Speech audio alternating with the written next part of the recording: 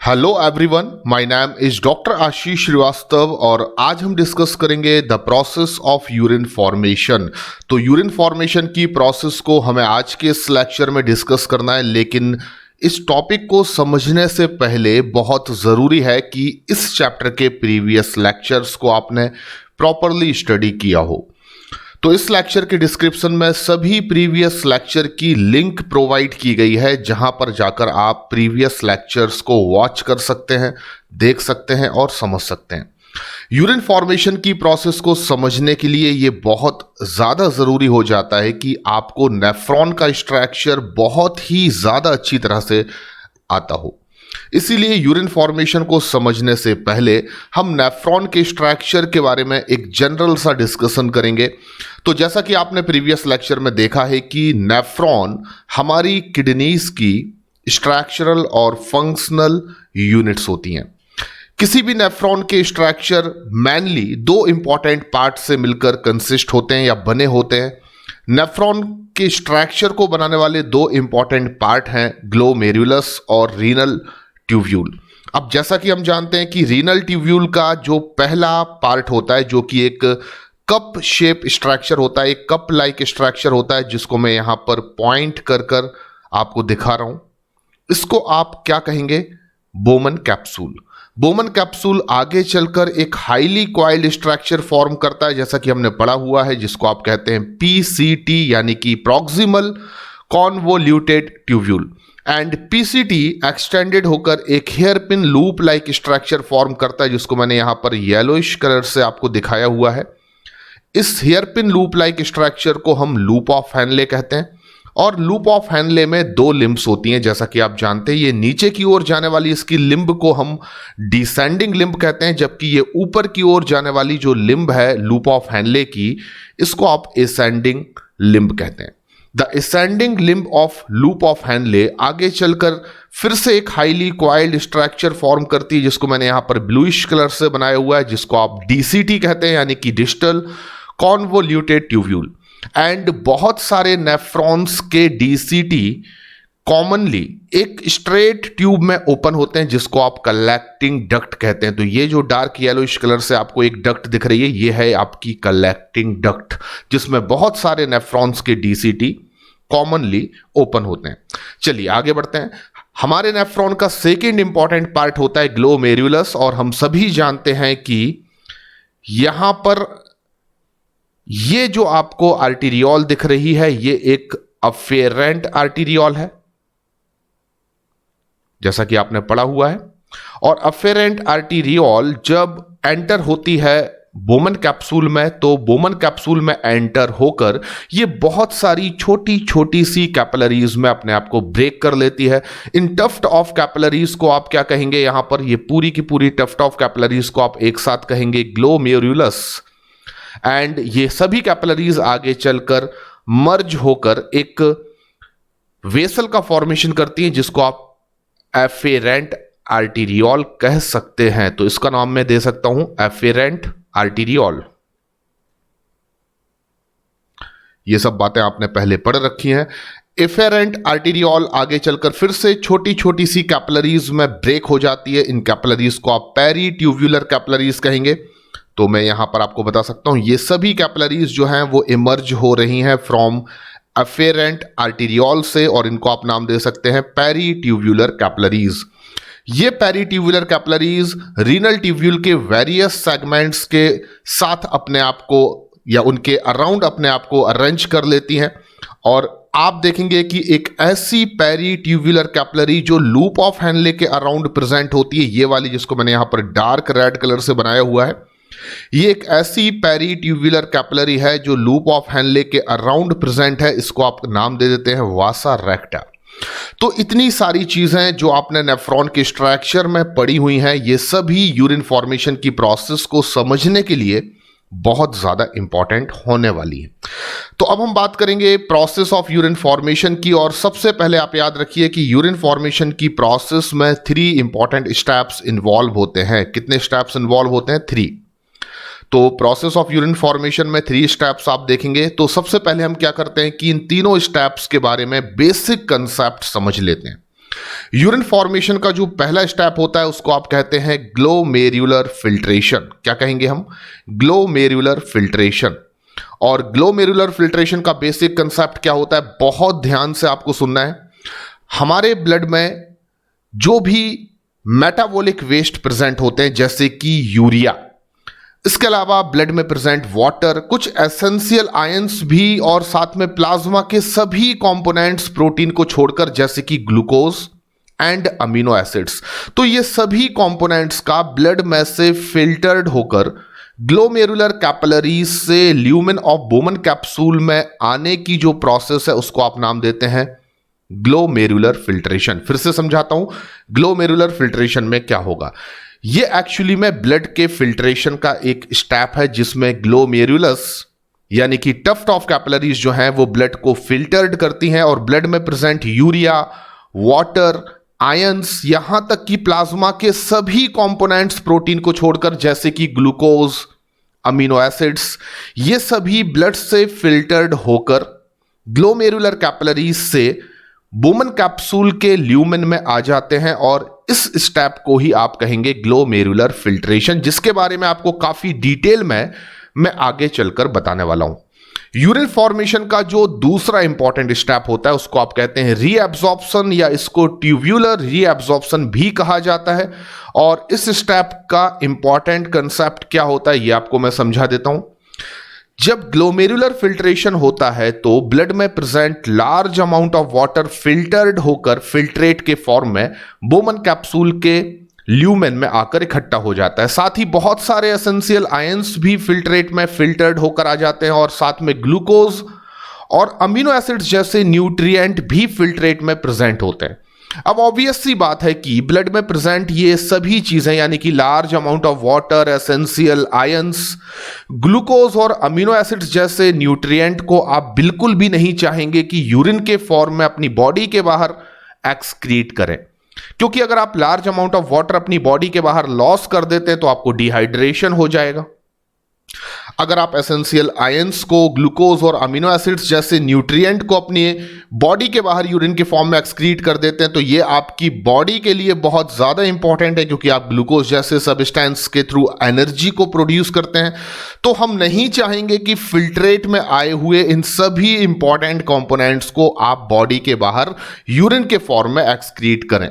इसलिए जो ये सेकंड स्टेप है ये बहुत ज्यादा इंपॉर्टेंट हो जाता है, क्योंकि इस स्टेप का बेसिक कंसेप्ट है कि फिल्ट्रेट में present large amount of water, filtrate में present large amount of water, glucose और अमीनो एसिड्स जैसे न्यूट्रिएंट और कुछ एसेंशियल आयंस, इन सभी को फिल्ट्रेट से रीनल ट्यूब्यूल की एपिथेलियल सेल्स रीअब्सॉर्ब्ड कर देती हैं ब्लड में या पेरीट्यूब्यूलर कैपिलरीज में, और इस स्टेप को ही आप नाम देते हैं रीअब्सॉर्प्शन। तो बेसिक कंसेप्ट आपका बिल्कुल क्लियर हो चुका होगा।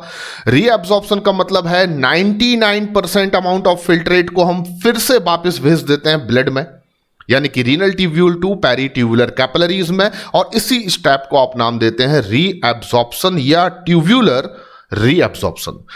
यूरिन फॉर्मेशन का जो तीसरा स्टेप हम स्टडी करेंगे उसको आप ट्यूब्यूलर सीक्रीशन भी कहते हैं या केवल सीक्रीशन भी कह सकते हैं। इस स्टेप में क्या होने वाला है देखिए, जब ग्लोमेरुलर फिल्ट्रेशन चल रहा होता है तब ब्लड में कुछ ऐसे सब्सटेंस भी प्रेजेंट होते हैं कुछ अमाउंट में, जैसे कि nitrogenous waste like ammonia. Ammonia वैसे आपकी बॉडी का मेन नाइट्रोजनस वेस्ट नहीं है, आपकी बॉडी का जो मेन नाइट्रोजनस वेस्ट है वो यूरिया है, पर आपके ब्लड में कुछ अमाउंट में अमोनिया भी प्रेजेंट होती है।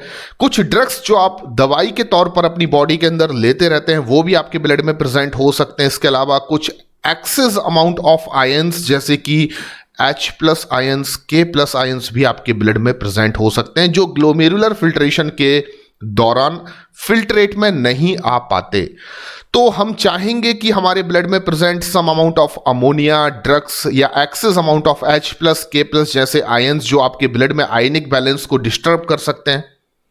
अमोनिया और ये आयंस जैसे H+, K+ ये आपके ब्लड के एसिड बेस बैलेंस को भी डिस्टर्ब कर सकते हैं, ब्लड के पीएच को इम्बैलेंस कर सकते हैं। इसलिए इन सभी सब्सटेंसेस का ब्लड से रीनल ट्यूब्यूल की क्यूबॉइडल एपिथेलियल सेल्स के थ्रू एब्जॉर्प्शन हो जाता है और फिर ये रीनल ट्यूब्यूल की एपिथेलियल सेल्स इन सब्सटेंस को सीक्रीट कर देती हैं फिल्ट्रेट में, और इस स्टेप को ही आप क्या कहेंगे, सीक्रीशन। तो सीक्रीशन का डायरेक्शन क्या होता है, हमेशा याद रखिए, सीक्रीशन में हमेशा ब्लड से रीनल ट्यूब्यूल की सेल्स एब्जॉर्ब करती हैं अमोनिया, ड्रग्स, H+K+ जैसे आयंस को और उनको सीक्रीट कर देती हैं फिल्ट्रेट में, यानी कि सीक्रीशंस के थ्रू ये वेरियस सब्सटेंसेस ब्लड से फिल्ट्रेट में आते हैं। ये डायरेक्शन आपको याद रखना है। इन तीनों स्टेप्स को ही एक साथ हम यूरिन फॉर्मेशन की प्रोसेस कहते हैं और आगे अब हम इन एक एक स्टेप्स को काफी डिटेल में डिस्कस करने वाले हैं।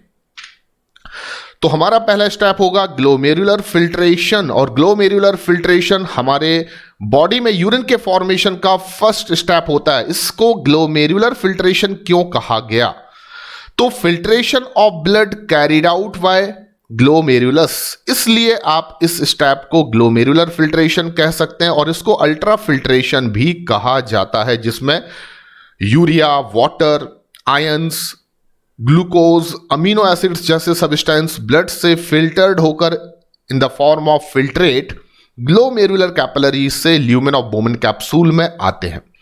हमेशा याद रखिए कि आपकी दोनों किडनीज 1 मिनट में अप्रॉक्सीमेट 1100 से 1200 ml ब्लड का फिल्ट्रेशन कर सकती हैं।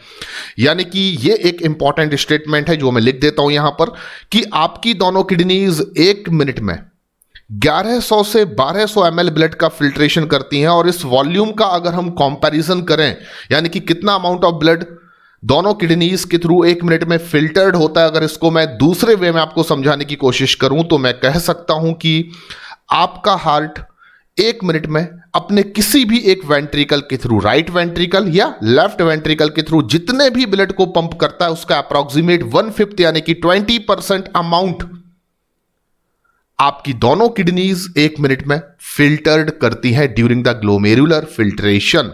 तो ये एक बहुत ही ज्यादा इंपॉर्टेंट स्टेटमेंट है एनसीईआरटी का, और ये इसीलिए भी ज्यादा इंपॉर्टेंट है क्योंकि यहां से पहले कई बार क्वेश्चन आ चुके हैं। तो ये एनसीईआरटी का एक बहुत ही इंपॉर्टेंट स्टेटमेंट है, इसको आप हमेशा याद रखिए। फिर से आपको ये डिफाइन कर देता हूं, 1 मिनट में आपके हार्ट के थ्रू किसी एक वेंट्रिकल के द्वारा, यानी कि राइट वेंट्रिकल या लेफ्ट वेंट्रिकल, किसी भी एक वेंट्रिकल के थ्रू जितने भी अमाउंट ऑफ ब्लड को पंप किया जाता है उसका 1/5 यानी कि 20% अमाउंट आपकी दोनों किडनीज 1 मिनट में ब्लड के वॉल्यूम को या अमाउंट को फिल्टर्ड करती हैं, जो अप्रॉक्सीमेट 1100 to 1200 ml होता है, और इसके बारे में मैं आगे आपसे और भी चर्चा करूंगा।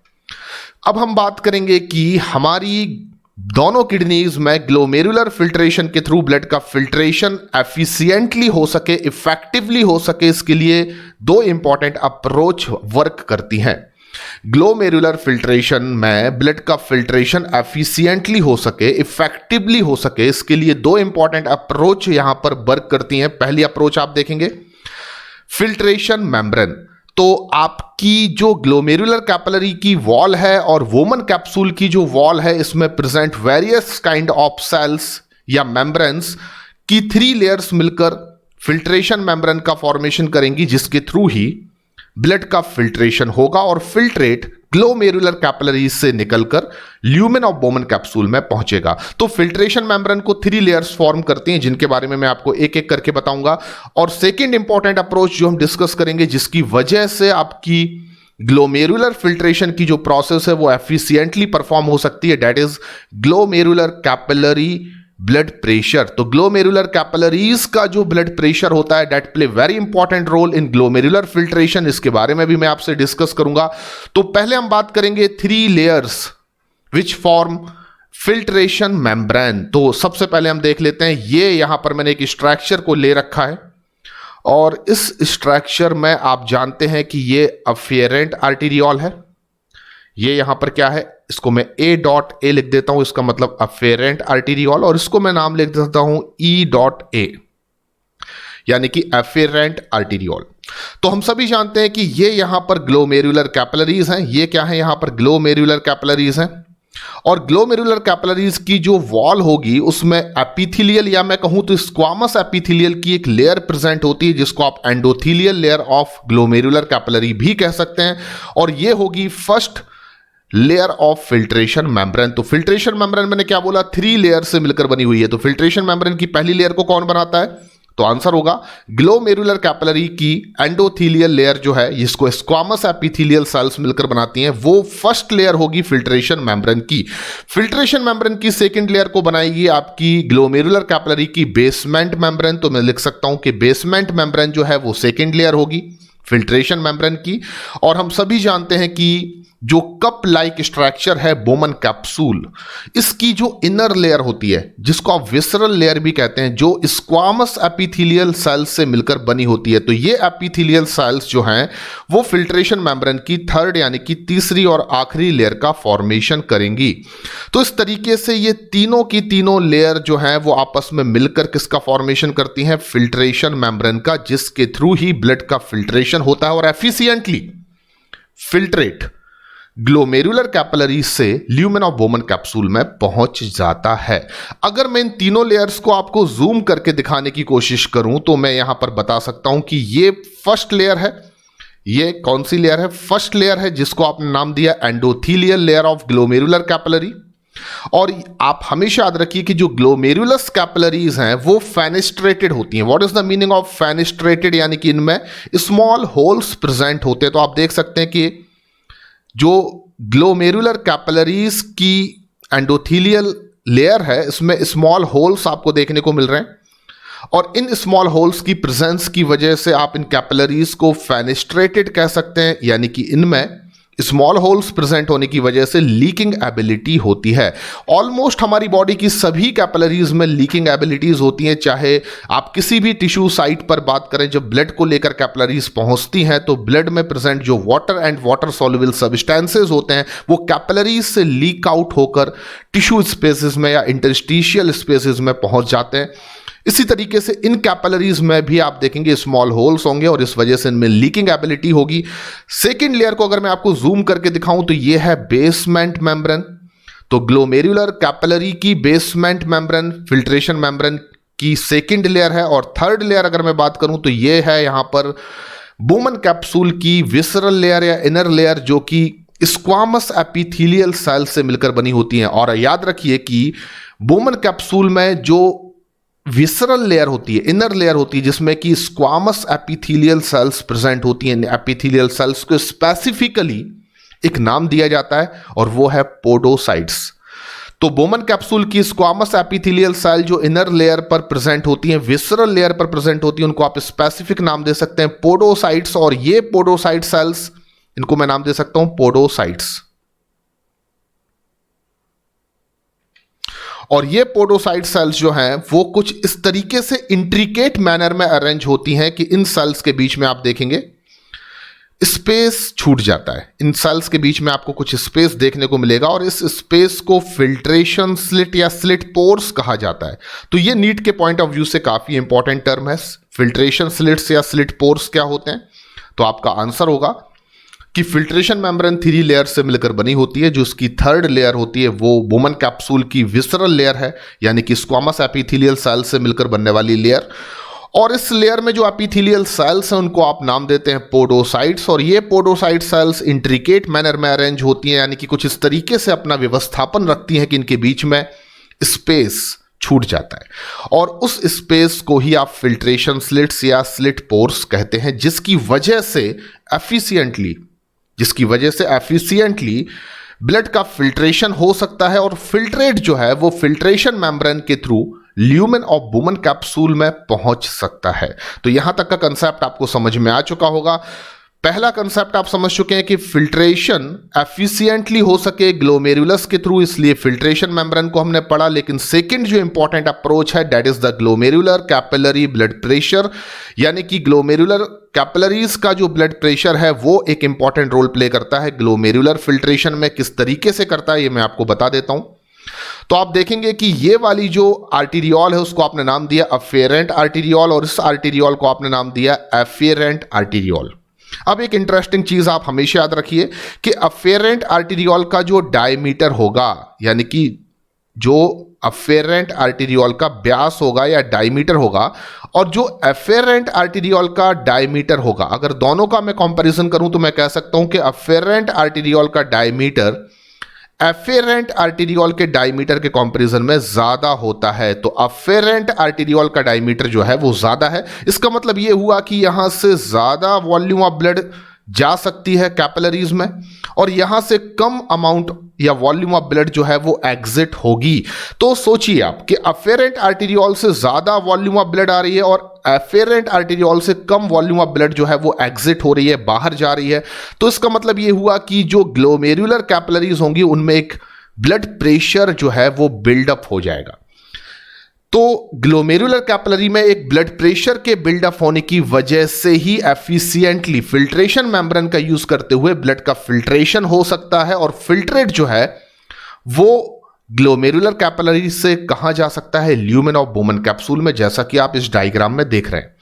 तो ये जो ड्रॉप बाय ड्रॉप मैं दिखा रहा हूं ये फिल्ट्रेट है जो कि ग्लोमेरुलर कैपिलरीज से ल्यूमेन ऑफ बोमन कैप्सूल में जा रहा है, क्योंकि ग्लोमेरुलर कैपिलरीज में एक ब्लड प्रेशर बिल्ड हो रहा है, और उस ब्लड प्रेशर के बिल्डअप होने के पीछे का रीजन है अफेरेंट आर्टेरियोल का डायमीटर ज्यादा होना कंपैरेटिवली टू एफेरेंट आर्टेरियोल।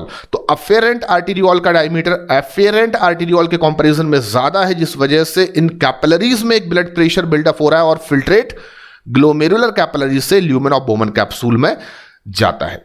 अभी अभी मैंने आपको स्टार्टिंग में एक इंपॉर्टेंट स्टेटमेंट दिया था जिसको मैं फिर से रिवाइज करना चाहूंगा कि आपकी दोनों किडनीज 1 मिनट में 1100 से 1200 ml ब्लड का फिल्ट्रेशन कर सकती हैं, और यह वॉल्यूम किसके बराबर है, 1 मिनट में आपके हार्ट के किसी एक वेंट्रिकल से पंप होने वाले ब्लड की 1/5। तो मैं कह सकता हूं कि जब 1100 से 1200 ml ब्लड का फिल्ट्रेशन 1 मिनट में आपकी दोनों किडनीज के थ्रू होगा, तो जो अमाउंट ऑफ फिल्ट्रेट प्रोड्यूस होगा, जो अमाउंट ऑफ फिल्ट्रेट फॉर्म होगा, 1100 से 1200 ml ब्लड का फिल्ट्रेशन होगा, तो जो अमाउंट ऑफ फिल्ट्रेट फॉर्म होगा उस अमाउंट ऑफ फिल्ट्रेट को आप ग्लोमेरुलस फिल्ट्रेशन रेट कहते हैं, और इसकी जो वैल्यू होती है दैट इज द 125 ml पर मिनट। तो ये एक अनदर इंपॉर्टेंट स्टेटमेंट है एनसीईआरटी का। The amount of filtrate formed by the kidneys पर minute is called glomerular filtration rate, जिसको आप इन शॉर्ट GFR कह सकते हैं। तो GFR को आप कैसे डिफाइन करेंगे, 1 मिनट में आपकी दोनों किडनीज 1100 से 1200 ml ब्लड का जब फिल्ट्रेशन करेंगी, तो जो अमाउंट ऑफ फिल्ट्रेट प्रोड्यूस होगा उसको आप कहेंगे GFR, और उसकी वैल्यू होगी अप्रोक्सीमेट 125 ml पर मिनट, यानी कि 180 लीटर पर डे। 1 मिनट में 125 ml फिल्ट्रेट आपकी दोनों किडनीज कलेक्टिवली प्रोड्यूस कर सकती हैं। इसका मतलब एक दिन में आप टोटल 180 लीटर फिल्ट्रेट को प्रोड्यूस करते हैं, फॉर्म करते हैं, या ब्लड से फिल्टर्ड करके बनाते हैं। लेकिन यहां पर आपको एक इंपॉर्टेंट चीज याद रखना है कि आप एक दिन में अपनी बॉडी में कितना अमाउंट ऑफ यूरिन, अप्रोक्सीमेट कितना अमाउंट ऑफ यूरिन प्रोड्यूस करते हैं, रिलीज करते हैं। तो आंसर होगा 1.5 लीटर। यूरिन जो हम रिलीज कर रहे हैं वो 1.5 लीटर है, जबकि जो फिल्ट्रेट हम प्रोड्यूस कर रहे हैं ग्लोमेरुलर फिल्ट्रेशन से वो 180 लीटर है। तो ये डिफरेंस जो आप देख रहे हैं बहुत बड़ा, इस डिफरेंस के पीछे का रीजन ही है ट्यूब्यूलर रीअब्जॉर्प्शन, जिसको हम आगे डिस्कस करेंगे। फिलहाल आप जान लीजिए कि ग्लोमेरुलर फिल्ट्रेशन को हम अपनी बॉडी में कैसे रेगुलेट करते हैं। The regulation of glomerulus filtration का मतलब है, जैसे कि मैंने अभी भी आपको बोला कि 1 मिनट में आप 125 ml फिल्ट्रेट को अपनी दोनों किडनीज के थ्रू प्रोड्यूस करते हैं। अगर 1 मिनट में आपकी दोनों किडनीज 125 ml से कम वॉल्यूम ऑफ फिल्ट्रेट को प्रोड्यूस कर पा रही हैं, या इससे बहुत ज्यादा अमाउंट ऑफ फिल्ट्रेट को प्रोड्यूस कर रही हैं, तो दोनों कंडीशंस में आप कह सकते हैं कि कुछ ना कुछ इम्बैलेंसेस हो रहा है। स्पेशली जब आपकी दोनों किडनीज 125 ml से कम अमाउंट ऑफ फिल्ट्रेट को 1 मिनट में प्रोड्यूस करती हैं, तो जरूरत होती है हमें ग्लोमेरुलर फिल्ट्रेशन को रेगुलेट करने की। और यह रेगुलेशन कैसे होता है यह मैं आपको सबसे पहले बता देता हूं। टोटल 3 डिफरेंट अप्रोच के थ्रू आप अपने ग्लोमेरुलर फिल्ट्रेशन रेट को यानी कि GFR को रेगुलेट कर सकते हैं। और पहली अप्रोच जो होती है वो है मायोजेनिक रेगुलेशन, दूसरी अप्रोच को आप न्यूरल रेगुलेशन कह सकते हैं और तीसरी अप्रोच को हम कहते हैं जक्स्टाग्लोमेरुलस apparatus। इन तीनों अप्रोच में जो थर्ड नंबर की अप्रोच है यानी कि JGA juxtaglomerular apparatus, this is the very efficient mechanism for the regulation of glomerulus filtration rate. तो GFR को रेगुलेट करने के लिए एक इंपॉर्टेंट अप्रोच है JGA यानी कि जक्स्टाग्लोमेरुलस apparatus। ये इंपॉर्टेंट इसलिए भी है क्योंकि डिस्क्रिप्शन NCERT में इसी मैकेनिज्म का दिया गया है। तो सबसे पहले हम जान लेते हैं कि JGA होता क्या है यानी कि जक्स्टाग्लोमेरुलस apparatus का मीनिंग क्या होता है। फिर हम समझेंगे कि इसके थ्रू कैसे हम GFR को रेगुलेट कर सकते हैं।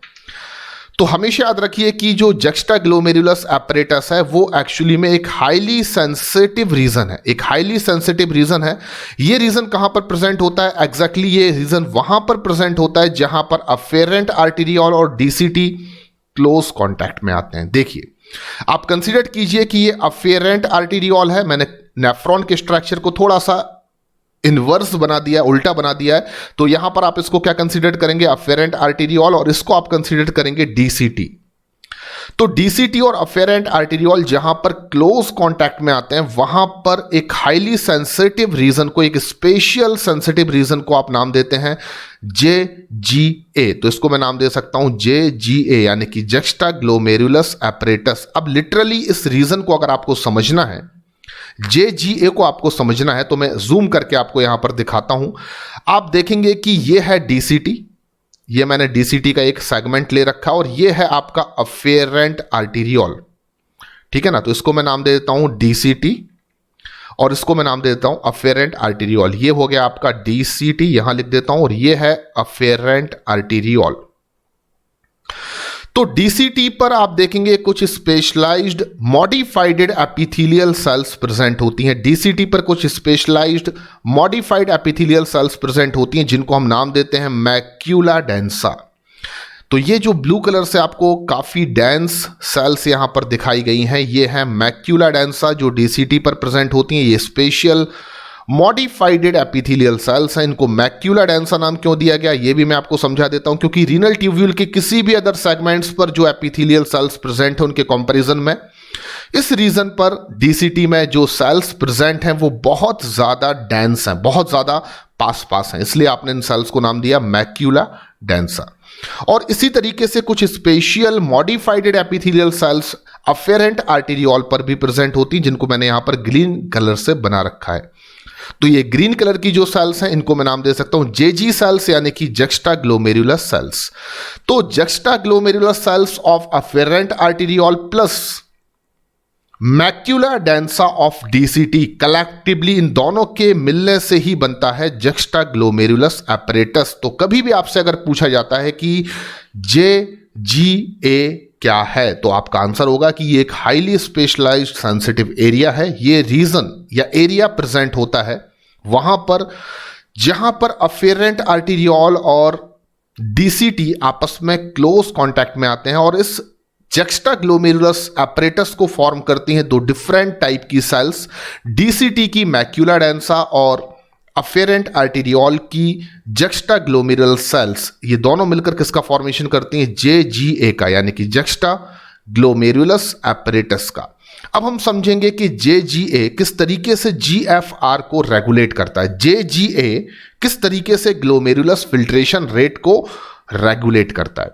तो देखिए, बहुत ही सिंपल सा कंसेप्ट है। जब भी आपकी बॉडी में, आपकी किडनीज में GFR डिक्रीज होता है, जब भी हमारी किडनीज में आप देखेंगे GFR डिक्रीज होगा, इसका मतलब 125 ml पर मिनट से कम हो जाएगा। उस कंडीशन में आप देखेंगे कि जो अफेरेंट आर्टेरियोल की जक्स्टाग्लोमेरुलस सेल्स हैं वो एक सब्सटेंस को सीक्रेट करना स्टार्ट करेंगी जिसका नाम होगा रेनिन। यहां पर आपको बिल्कुल कंफ्यूज नहीं होना, ये स्पेलिंग है RENIN, रेनिन। तो जब आपकी किडनीज में GFR डिक्रीज होगा तो JGA यानी कि जक्स्टाग्लोमेरुलस apparatus में प्रेजेंट जो सेल्स हैं JG सेल्स यानी कि juxtaglomerular cells of afferent arteriole, ये रिलीज करना स्टार्ट करेंगी रेनिन नाम के एक सब्सटेंस को। ये एक्ट करेगा ग्लोमेरुलर कैपिलरीज पर और ग्लोमेरुलर कैपिलरीज के ब्लड फ्लो को ये स्टिमुलेट कर देगा, इंक्रीज कर देगा, जिससे जीएफआर इंक्रीज हो जाएगा। जीएफआर इंक्रीज होने का मतलब जीएफआर नॉर्मल वैल्यू पर लाकर अपने आप को रिटर्न कर लेगा। तो जीएफआर बैक टू नॉर्मल, यानी कि जो डिक्रीज हो गया था जीएफआर वो इंक्रीज होगा और अप टू नॉर्मल, इतना इंक्रीज होगा कि फिर से आपकी बॉडी में जीएफआर 125 ml पर मिनट रिटर्न किया जा सके। तो इस मैकेनिज्म को ही हम कहते हैं जक्स्टाग्लोमेरुलस apparatus के थ्रू ग्लोमेरुलर फिल्ट्रेशन रेट का रेगुलेट होना। फिर से इस कंसेप्ट को हम समझ लेते हैं। जब भी आपकी किडनीज में जीएफआर डिक्रीज होगा तो एक्टिवेटेड हो जाएंगी जेजी सेल्स ऑफ अफेरेंट आर्टेरियोल। ये रिलीज करेंगी एक सब्सटेंस को जिसका नाम है रेनिन। रेनिन एक्ट करेगा ग्लोमेरुलस कैपिलरी पर और ग्लोमेरुलस कैपिलरीज या इन कैपिलरीज पर जब रेनिन एक्ट करेगा तो ब्लड का फ्लो जो है वो इंक्रीज हो जाएगा। इन कैपिलरीज के अंदर जो ब्लड का फ्लो है वो इंक्रीज हो जाएगा और आपका जो जीएफआर है वो नॉर्मल पर रिटर्न हो जाएगा, यानी बैक टू नॉर्मल। जीएफआर थोड़ा सा इंक्रीज होगा अप टू नॉर्मल, यानी कि 125 ml पर मिनट।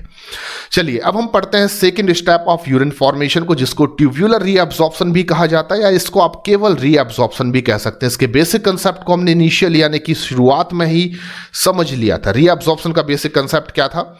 मैंने आपको बताया था कि जब ग्लोमेरुलर फिल्ट्रेशन होता है तो उस दौरान बहुत सारा अमाउंट ऑफ वाटर फिल्ट्रेट में पहुंच जाता है, बहुत सारे एसेंशियल आयंस फिल्ट्रेट में पहुंच जाते हैं, प्लाज्मा के इंपॉर्टेंट कंपोनेंट्स यानी कि ग्लूकोज और अमीनो एसिड्स भी फिल्ट्रेट में पहुंच जाते हैं और आप नहीं चाहते कि आप इन सभी इंपॉर्टेंट सब्सटेंसेस को, आयंस को यूरिन के फॉर्म में अपनी बॉडी के बाहर एक्सक्रीट करें, उत्सर्जित करें। तो इसीलिए रीअब्जॉर्प्शन एक इंपॉर्टेंट प्रोसेस है और इसको समझने के लिए सबसे पहले हम कंपैरिजन करेंगे दो इंपॉर्टेंट वॉल्यूम्स का। अगर मैं आपसे कहूं कि एक दिन में आपकी बॉडी में टोटल अमाउंट ऑफ फिल्ट्रेट कितना फॉर्म होता है तो आपका आंसर होगा 180 लीटर पर डे। और अगर मैं कहूं कि आप टोटल अमाउंट या वॉल्यूम ऑफ यूरिन जो रिलीज करते हैं पर डे वो कितनी होती है तो आपका आंसर होगा 1.5 लीटर पर डे। तो आप यूरिन रिलीज कर रहे हैं केवल 1.5 लीटर, जबकि आप फिल्ट्रेट प्रोड्यूस कर रहे हैं during the glomerular filtration 180 litre per day. इन दोनों ही वैल्यूज को जब आप क्लोजली स्टडी करेंगे तो ये सजेस्ट करेंगी कि अप्रॉक्सीमेट 99% अमाउंट ऑफ फिल्ट्रेट को हम क्या करते हैं, रीनल ट्यूब्यूल से वापस ब्लड में भेज देते हैं। यानी कि 99% अमाउंट ऑफ फिल्ट्रेट जो है वो बैक हो जाता है, वापस चला जाता है रीनल ट्यूब्यूल टू ब्लड, यानी कि इसका रीअब्जॉर्प्शन हो जाएगा। रीनल ट्यूब्यूल इसको रीअब्जॉर्ब्ड कर देंगी ब्लड में। तो इस स्टेप को ही आप कहेंगे रीअब्जॉर्प्शन। तो हमेशा याद रखिए कि जितना भी अमाउंट ऑफ फिल्ट्रेट फॉर्म होता है, प्रोड्यूस होता है ग्लोमेरुलर फिल्ट्रेशन के थ्रू और ल्यूमेन ऑफ बोमन कैप्सूल में या रीनल ट्यूब्यूल में आता है, उसका 99% अमाउंट को वापस फिर से ब्लड में भेज दिया जाता है, रीअब्जॉर्ब्ड कर दिया जाता है।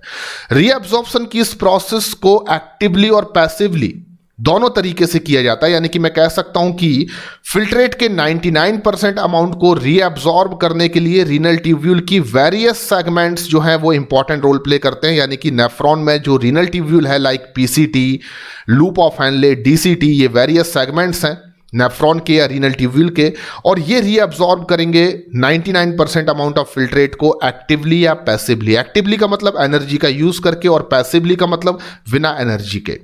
तो नीट में ये क्वेश्चन आ सकता है कि बिल्कुल आ सकता है कि फिल्ट्रेट में से वेरियस सब्सटेंसेस का रीअब्जॉर्प्शन होता है या 99% अमाउंट ऑफ फिल्ट्रेट रीअब्जॉर्ब्ड होता है by the various segments of nephron actively और पैसिवली। तो एक्टिवली किन सब्सटेंसेस का रीअब्जॉर्प्शन होगा और पैसिवली किन सब्सटेंसेस का रीअब्जॉर्प्शन होगा। तो फिल्ट्रेट में प्रेजेंट कौन से कंपोनेंट हैं जो एक्टिवली रीअब्जॉर्ब्ड होते हैं और कौन से कंपोनेंट हैं जो पैसिवली यानी कि एनर्जी के यूज के बिना रीअब्जॉर्ब्ड होते हैं from renal tubule to blood या पेरीट्यूब्यूलर कैपिलरी। तो ये आप हमेशा याद रखिए कि फिल्ट्रेट में प्रेजेंट ग्लूकोज, अमीनो एसिड्स और सोडियम आयंस का रीअब्जॉर्प्शन जो है वो एनर्जी के यूज के थ्रू होता है, जिसको आप एक्टिव कहेंगे। जबकि फिल्ट्रेट में कुछ ऐसे नाइट्रोजनस वेस्ट प्रेजेंट होते हैं, देखो ये मैं यूरिया की बात नहीं कर रहा हूं, फिल्ट्रेट में यूरिया के अलावा भी कुछ ऐसे नाइट्रोजनस वेस्ट प्रेजेंट होते हैं जिनको आप यूरिन के फॉर्म में डायरेक्टली अपनी बॉडी के बाहर एक्सक्रीट नहीं कर सकते। तो फिल्ट्रेट में प्रेजेंट कुछ नाइट्रोजनस वेस्ट जिनको आप डायरेक्टली यूरिन के फॉर्म में अपनी बॉडी के बाहर एक्सक्रीट नहीं कर सकते, उनका रीअब्सॉर्प्शन पैसिवली किया जाता है और ये ब्लड में पहुंच जाते हैं। ब्लड से ये सब्सटेंसेस लिवर में चले जाएंगे। लिवर क्या करेगा, इन नाइट्रोजनस वेस्ट को सिंपल कंपाउंड में कन्वर्ट कर देगा और देन आफ्टर ये सिंपल कंपाउंड अब हम चाहें तो यूरिन के फॉर्म में अपनी बॉडी के बाहर एक्सक्रीट कर सकते हैं। तो रीअब्सॉर्प्शन पैसिवली होता है कुछ नाइट्रोजनस वेस्ट का, पर वो यूरिया नहीं है। यूरिया के अलावा कुछ ऐसे नाइट्रोजनस वेस्ट जिनको आप यूरिन के फॉर्म में एक्सक्रीट नहीं कर सकते। याद रखिए कि लार्ज अमाउंट ऑफ वाटर का रीअब्सॉर्प्शन भी पैसिवली कंडक्टेड किया जाता है आपके नेफ्रॉन के कुछ इनिशियल सेगमेंट के थ्रू, यानी कि मैं बात कर रहा हूं यहां पर पीसीटी की। तो जो प्रॉक्सिमल कॉन्वोल्यूटेड ट्यूब्यूल है वो लार्ज अमाउंट ऑफ वाटर को पैसिवली रीअब्सॉर्ब्ड करता है ब्लड में। तो रीअब्सॉर्प्शन होता है एक तो वाटर का पीसीटी के थ्रू, एंड रीअब्सॉर्प्शन होता है कुछ नाइट्रोजनस वेस्ट का जिनको आप यूरिन के फॉर्म में डायरेक्टली अपनी बॉडी के बाहर एक्सक्रीट नहीं कर सकते पैसिवली। क्लियर? तो पैसिवली रीअब्सॉर्प्शन किसका हो रहा है, नाइट्रोजनस वेस्ट प्लस वाटर, और एक्टिवली रीअब्सॉर्प्शन किसका हो रहा है, ग्लूकोज, अमीनो एसिड्स और सोडियम आयंस का। अब हम बात करेंगे यूरिन फॉर्मेशन के अंतिम स्टेप्स के बारे में, यानी कि लास्ट स्टेप के बारे में, जिसका नाम है ट्यूब्यूलर सीक्रीशन, या आप इसको केवल सीक्रीशन भी कह सकते हैं। और सीक्रीशन एक इंपॉर्टेंट स्टेप इसलिए भी हो जाता है क्योंकि इस स्टेप के थ्रू आप अपने बॉडी के ब्लड का या ब्लड में या बॉडी फ्लूइड्स में आयनिक बैलेंस और एसिड बेस बैलेंस को मेंटेन करने में काफी इंपॉर्टेंट रोल प्ले करते हैं। तो सीक्रीशन का बेसिक कंसेप्ट क्या है मैं आपको समझा देता हूं। जब ग्लोमेरुलर फिल्ट्रेशन चल रहा होता है उस दौरान ब्लड में प्रेजेंट कुछ अमाउंट में अमोनिया जो होती है, एक्सेस अमाउंट ऑफ आयंस जैसे कि H+ K+ आयंस, और यहां तक कि आपके ब्लड में कुछ अमाउंट में ड्रग्स भी प्रेजेंट हो सकते हैं, ये ग्लोमेरुलर फिल्ट्रेशन के थ्रू फिल्ट्रेट में नहीं आ सकते। पर इनको आपके फिल्ट्रेट में लाना बहुत जरूरी है क्योंकि इनको हम यूरिन के फॉर्म में अपनी बॉडी के बाहर क्या करना चाहते हैं, एक्सक्रीट करना चाहते हैं। तो सीक्रीशन का बेसिक कंसेप्ट यही है, आपको याद रखना है कि हमारे ब्लड में प्रेजेंट कुछ अमाउंट में जो अमोनिया है, कुछ एक्सेस अमाउंट में प्रेजेंट H+ K+ जैसे आयंस हैं, एंड कुछ अमाउंट में ड्रग्स भी आपके ब्लड में प्रेजेंट हो सकते हैं। और ये सभी सब्सटेंसेस आपके ब्लड के आयनिक बैलेंस को डिस्टर्ब कर सकते हैं, आपके ब्लड के एसिड बेस बैलेंस को डिस्टर्ब कर सकते हैं। इसलिए इन सभी सब्सटेंसेस को रीनल ट्यूब्यूल की एपिथेलियल सेल्स एब्जॉर्ब कर लेती हैं और उसका सीक्रीशन कर देती हैं आपके फिल्ट्रेट में, और इसी स्टेप को आप कहते हैं सीक्रीशन। तो सीक्रीशन में क्या क्या होगा देखिए, some amount of ammonia, drugs and H+ K+ जैसे आयंस जो हैं उनको ब्लड से एब्जॉर्ब कर लिया जाएगा epithelial cells of renal tubule के थ्रू, और ये रीनल ट्यूब्यूल की एपिथेलियल सेल्स इनको सीक्रीट कर देंगी फिल्ट्रेट में।